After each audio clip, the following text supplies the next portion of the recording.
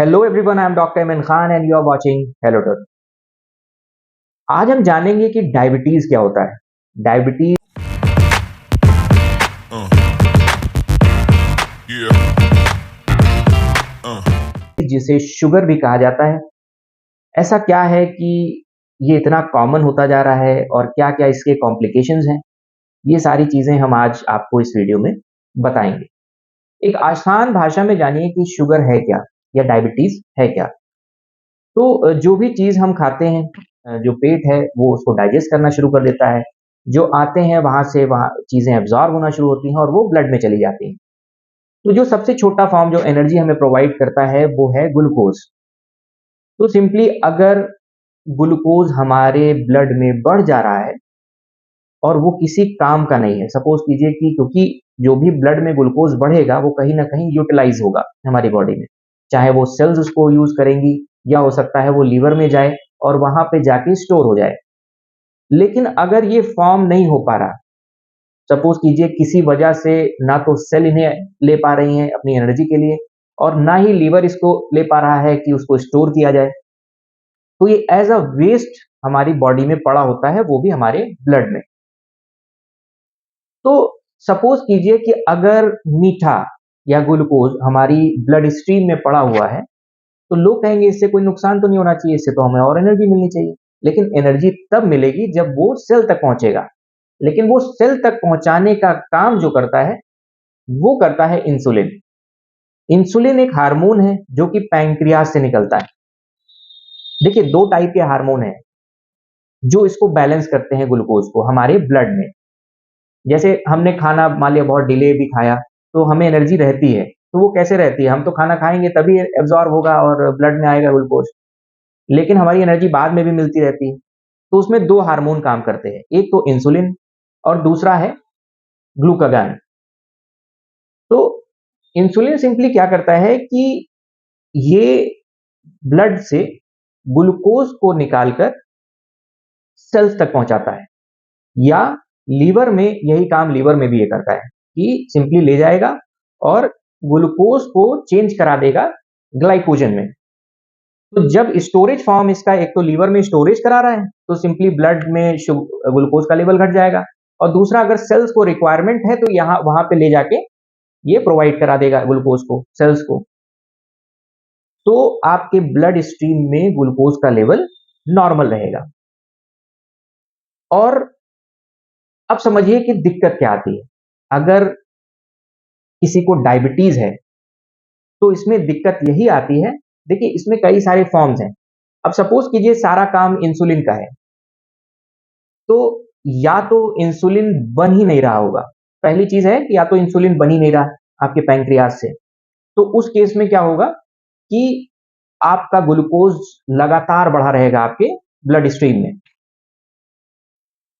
ऐसे टाइप के डायबिटीज जिसमें लगातार बढ़ा रहे आपका अगर शुगर लेवल और आपका इंसुलिन बन ही ना रहा हो, तो उसे कहा जाता है इंसुलिन डिपेंडेंट डायबिटीज मेलाइटस, जिसे हम कहते हैं आईडीडीएम। देखिए, डायबिटीज के दो टाइप्स हैं, डायबिटीज इंसिपिडिस और डायबिटीज मेलाइटिस। और ये डायबिटीज मेलाइटिस के दो फॉर्म्स हैं, टाइप 1 एंड टाइप 2। तो टाइप 1 जो है वो क्या है कि अगर आपके बॉडी में इंसुलिन बन ही नहीं रहा, तो उस केस में क्या होगा कि आपका शुगर लेवल बहुत ही ज्यादा शूट अप होगा, आपको वीकनेस लगेगी, बार बार पेशाब लगेगी, ये सारी कंडीशन होनी है। और ये हमेशा देखिए चाइल्डहुड से होता है। ऐसी सिचुएशन को मैनेज करने का सिर्फ एक ही तरीका है कि बाहर से इंसुलिन प्रोवाइड की जाए। दूसरा जो इसका फॉर्म है उसे बोलते हैं non insulin dependent diabetes mellitus. Non insulin dependent diabetes mellitus वो फॉर्म है जिसमें अगर आपकी पैंक्रियाज थोड़ा बहुत इंसुलिन बना रही हो, ये बाद में दिक्कत आती है। मतलब ये मान के चलिए कि 20 से आगे वाले जो एज ग्रुप है उनमें आएगी, क्योंकि धीरे धीरे चीजों की कमी होगी, सेल्स बनाना बंद कर देंगी। और ये बनाना बंद क्यों करती हैं, बहुत सारी वजह हैं। कई बार होता है कि आपका एक स्ट्रेस अगर बहुत ज्यादा आप ले रहे हैं, उसकी वजह से कई बार डिसबैलेंस होता है हार्मोनल, और वो बनाना बंद हो जाता है, या कहीं पैंक्रियाज में ट्यूमर हो गया है, या कुछ ऐसी कंडीशन है जिसमें जैसे सपोज कीजिए कि अगर आप डाइट सही नहीं ले रहे हैं, डाइट सही नहीं लेना ये अलग चीज है। सपोज कीजिए कि आप 3 टाइम का खाना खाते हैं और आप पूरे दिन आजकल का क्योंकि शेड्यूल इतना बिजी है, तो सिंपली क्या होता है कि सुबह और दोपहर का खाना लोग एकदम नहीं खा रहे और डायरेक्ट भूख लगी रहती है और शाम को एक बैग पूरा भर लेते हैं पेट।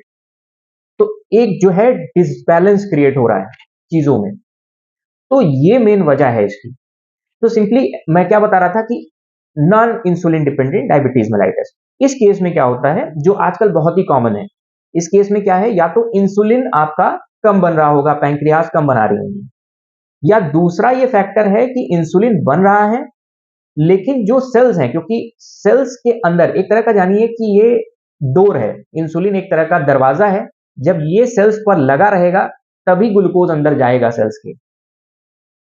तो अब सपोज कीजिए एक फैक्टर होता है इंसुलिन रेजिस्टेंस। इंसुलिन रेजिस्टेंस क्या होता है, सपोज एक सेल है और एक दरवाजा है इसमें, और उस दरवाजे से मतलब अगर ग्लूकोज उसका कहना ही मानना बंद कर दे, मतलब जब वो लगा हुआ है वो आए ही ना ग्लूकोज, उसको फर्क ही नहीं पड़ता कि वहां पे इंसुलिन लगा हुआ है, तो ऐसी सिचुएशन को कहा जाता है इंसुलिन रेजिस्टेंस। और इस केस में भी क्योंकि ग्लूकोज यूटिलाइज नहीं होगा, आएगा ही नहीं वो सेल में, तो सिंपली क्या होगा, वो ब्लड में ग्लूकोज का लेवल बढ़ा होगा। ये फैक्टर है non insulin dependent diabetes mellitus का। देखिए, non insulin dependent diabetes mellitus treat की जा सकती है और बिना इंसुलिन के एक टाइम तक ट्रीट की जा सकती है। इसमें कई सारे मेडिकेशंस का यूज किया जाता है, जिसमें सबसे अच्छी जो मेडिकेशन है वो है इंसुलिन रेजिस्टेंस के लिए मेटफॉर्मिन।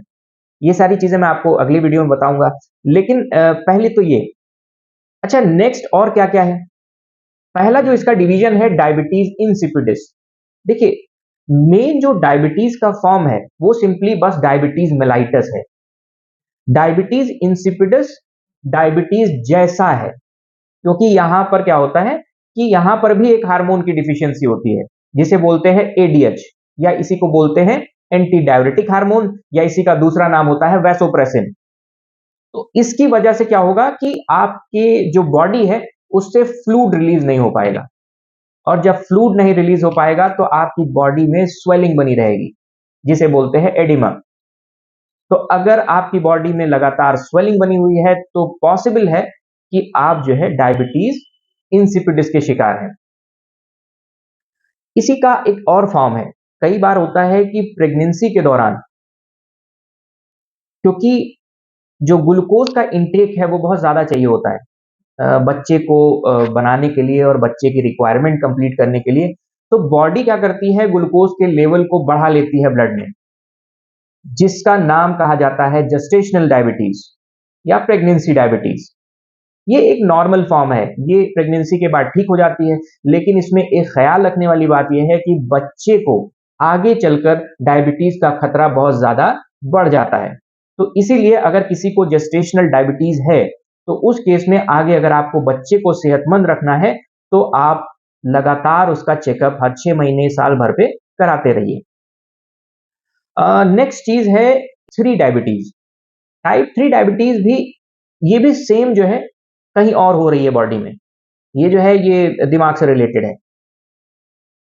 तो जैसे इसे ज्यादातर अल्जाइमर डिजीज से जोड़ा जाता है, तो इस केस में भी क्या होता है, इस केस में भी हार्मोन का लोचा है, तो सिंपली हार्मोन का डिसबैलेंस इसमें भी शो हो रहा है, और ये बिल्कुल डायबिटीज जैसा होता है, इसीलिए इसको टाइप 3 में रखा गया, डायबिटीज मेलाइटिस टाइप 3 में रखा गया।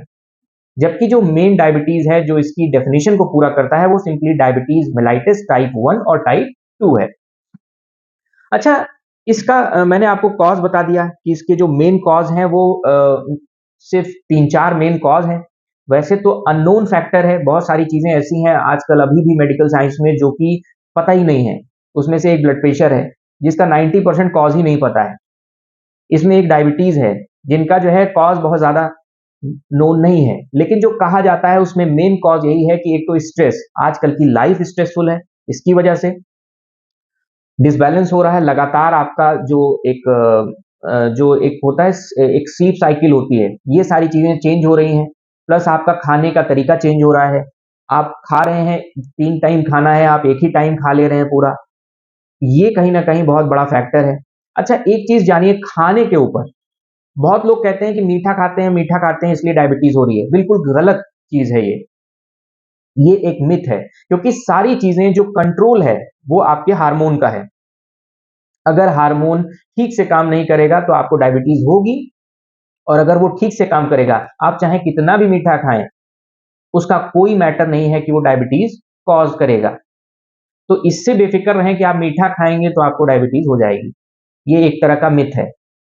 अगली चीज है कि अच्छा, मान लिया कि मैं बहुत लोग आते हैं कहते हैं मेरा तो बढ़ा रहता है, बहुत ज्यादा बढ़ा रहता है शुगर, लेकिन मेरे को कोई फर्क ही नहीं पड़ता। देखिए, डायबिटीज एक तरह की स्लो पॉइजन है। ये बहुत धीरे धीरे काम करता है, और ये ऐसा काम करता है, जैसे घर में दीमक होती है ना, तो सिंपली वही इसका फंडा है। वो पूरी बॉडी को खोखला कर देता है। इससे होता क्या क्या है ये मैं आपको बताता हूँ। देखिए, पहली चीज है इसमें जो मेन है, डायबिटिक न्यूरोपैथी। डायबिटिक न्यूरोपैथी क्या है कि आपकी नर्व्स जो हैं, वो जो सिग्नल्स हैं वो ले जाना ही बंद कर देती हैं। तो अगर सोचिए, सिग्नल्स ले जाना बंद कर दें, मान लिया आप कहीं कुछ चाय बना रहे हैं या कुछ ऐसा काम कर रहे हैं, या कहीं आपको चोट लग गई, आपको दर्द का महसूस ही नहीं होगा। इसीलिए डायबिटीज के पेशेंट में खास तौर पे कहा जाता है कि अगर आपको कोई पेन होता है, वैसे तो डायबिटीज का केस इतना खतरनाक है कि अगर हार्ट अटैक भी होता है डायबिटीज के पेशेंट को, तो उसको पता नहीं चलता। बहुत बहुत ही मिनिमल, कई बार ऐसा होता है कि पेशेंट को पता ही नहीं चलता है। तो इस केस में ख्याल करने वाली ये बात ये है कि नर्व का सेंसेशन खत्म हो जाता है। आपको चोट लगेगी, आपको पता ही नहीं चलेगा, या आप कहीं जल गए, आपको पता नहीं चलेगा। थोड़ी देर बाद आप देखेंगे तो समझ आएगा, अरे यार चोट लग गई मेरे को। तो ये सोचिए कितनी खतरनाक सिचुएशन है। अगली चीज है डायबिटिक रेटिनोपैथी। डायबिटिक रेटिनोपैथी ये है कि अगर ये लॉन्ग टर्म पे चला, तो आपका जो आंख की रेटिना होती है, जिससे हम देखते हैं, जो हमारी इमेज बनाती है, सिंपली उसमें जो है चेंजेस आना शुरू हो जाते हैं और आपको दिखाई देना बंद हो जाएगा। कई बार बहुत ही खतरनाक खतरनाक सिचुएशन हो जाती है। अगली चीज है डायबिटिक नेफ्रोपैथी। डायबिटिक नेफ्रोपैथी में क्या है, देखिए एक और चीज जानिए। जब डायबिटीज का एक थ्रेशोल्ड है, डायबिटीज मतलब ग्लूकोज में, ब्लड में ग्लूकोज का एक थ्रेशोल्ड है। थ्रेशोल्ड का मतलब जानिए अपर लिमिट, मतलब इतना ही रह सकता है, उसके बाद ये कहीं ना कहीं से एक्सक्रीट होना शुरू होगा। 180 जो है वो रीनल थ्रेशोल्ड होता है। रीनल थ्रेशोल्ड का मतलब जानिए कि किडनी से निकलने का जो वो है, वो 180 माना गया है कि 180 से ज्यादा होगा तो आपका किडनी से एक्सक्रीट होने लगेगा। और ग्लूकोज जो है अगर आपके किडनी से निकलने लगे, तो आप जान लीजिए कि ये एक अलार्म है। आप संभल जाइए, नहीं तो इसके आगे जो है आपकी किडनी भी खराब होने लगेगी, जिसे बोलते हैं डायबिटिक नेफ्रोपैथी। और सोचिए कहां कहां काम कर रहा है। तो ये सारी चीज तो है ही है। साथ में हीलिंग हैम्पर करती है। कहीं पर आपका घाव लग गया, वो जल्दी हील नहीं होगा, जिसकी वजह से कई बार होता है कि देखा होगा आपने कि अगर किसी को पैर में चोट लग जाती है या कुछ ऐसा हो जाता है, तो वहाँ गैंग्रीन बन जाता है। गैंग्रीन जानिए एक तरह का ऐसी जगह जहां पर एक तो शुगर बढ़ने की वजह से वहां पर इंफेक्शन बढ़ गया, और दूसरी चीज वहां पर एक जब ब्लड वेसल, अच्छा एक चीज और है कि जो ब्लड वेसल होती है, सबसे बड़ी जो कमी डायबिटीज की है कि इसकी ब्लड वेसल में इलास्टिसिटी खत्म हो जाती है। तो ब्लड वेसल की इलास्टिसिटी जब खत्म हो जाएगी तो क्या होगा, ब्लड वेसल रप्चर करने लगती है। किसी भी चीज की इलास्टिसिटी, सपोज कीजिए कि कोई चीज ऐसी है और कोई इलास्टिक हो जा रही है, तो सिंपली क्या है, वो एक फ्लेक्सिबल चीज है। तो अगर कोई प्रेशर है, ब्लड का प्रेशर है, तो आराम से निकल जाएगा। लेकिन अगर कोई इलास्टिक है और ब्लड का प्रेशर बढ़ा, तो क्या होगा, चीजें रप्चर हो जाएंगी। तो उससे क्या होता है, कई बार इंफेक्शन बहुत ज्यादा बढ़ जाता है, और यहां तक बढ़ जाता है कि पूरा जो है जगह गैंग्रीन हो जाता है। कई बार ऐसा हुआ है, ब्लड की कमी की वजह से गैंग्रीन होता है। तो अगली चीज पे आते हैं कि अब इसमें क्या-क्या सिम्पटम्स आपको दिखाई देते हैं। देखिए, अगर डायबिटीज हो रहा है तो आपको बहुत सारे इंडिकेशंस बॉडी देती है, आपको बस पहचानना है। उसमें सबसे पहला जो इंडिकेशन है, आपको यूरिनेशन बहुत ज्यादा होगा, फ्रीक्वेंट यूरिनेशन। इसे बोलते हैं पॉलीयूरिया। अगर आपको फ्रीक्वेंट यूरिनेशन हो रहा है, और खास तौर पे रात में, अगर आप रात में उठ रहे हैं बेसिकली सिर्फ इसलिए कि आपको यूरिनेट करना है, और 2 से 3 बार कर रहे हैं, तो ये मान के चलिए कि प्रोबेबिलिटी है कि आपको डायबिटीज है। अगली चीज है कि दूसरा इंडिकेशन क्या है, पॉलीफेजिया, भूख बहुत लगती है। देखे होंगे जितने डायबिटीज के लोग हैं वो खाना बहुत खाते हैं और जो बेली है उनकी वो हमेशा निकली ही दिखेगी आपको। तो सिंपली क्या है कि इसकी वजह से क्या है, बहुत ज्यादा भूख लगती है। अगली चीज है कि मुंह सूखता है, मुंह सूखने की वजह से इसे बोलते हैं प्यास बहुत लगेगी, तो पानी बहुत पिएंगे, that is called as polydipsia. तो ये सारा जो मेन है, पॉलीफेजिया, पॉलीयूरिया, पॉलीडिप्सिया, ये सारी चीजें तो है ही हैं, साथ में और भी बहुत सारी चीजें हैं। अगर सही से आपकी वुंड हीलिंग नहीं हो रही है, आपको चोट लग रही है और आपको पता नहीं चल रहा है, प्लस आपको कहीं गैंग्रीन हो रहा है, कहीं पर अगर आपको चोट लग रही है, कुछ ऐसा हो रहा है और वहां पे काला हो जा रहा है, पूरा जगह ही काली हो जा रही है, या आपके पैर पे कहीं इंफेक्शन फैल रहा है और काला हो जा रहा है, या आपकी बॉडी में कहीं भी फंगल इंफेक्शन बहुत ज्यादा हो रहा है, ये सारी चीज इंडिकेशन है डायबिटीज की।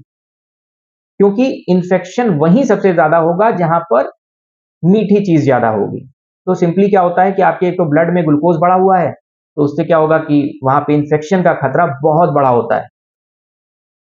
तो कुल मिला के ये जानिए कि डायबिटीज करता है कि पूरे ही सिस्टम को खराब कर देगा। आपकी किडनी खराब हो रही है, यहां तक कि आपका ब्लड प्रेशर शूट अप होगा, ब्लड प्रेशर शूट अप होने की वजह से आपकी कार्डिक प्रॉब्लम होना शुरू हो जाएगी, आंख खराब हो रही है, प्लस जितना आपका जो नर्वस सिस्टम है वो हिल जा रहा है। तो कुल मिला के सारे सिस्टम आपके हिले हुए हैं।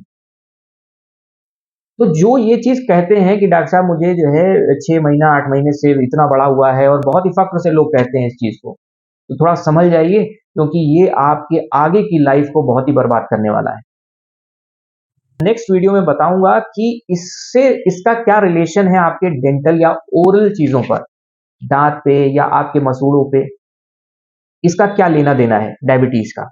उम्मीद करता हूं आपको ये वीडियो पसंद आई होगी। अगर आपको ये वीडियो पसंद आई है तो लाइक कीजिएगा, शेयर कीजिएगा। मैं हूं doctor Aman Khan, city dental care, Balaganj, Lucknow से। Thank you for watching.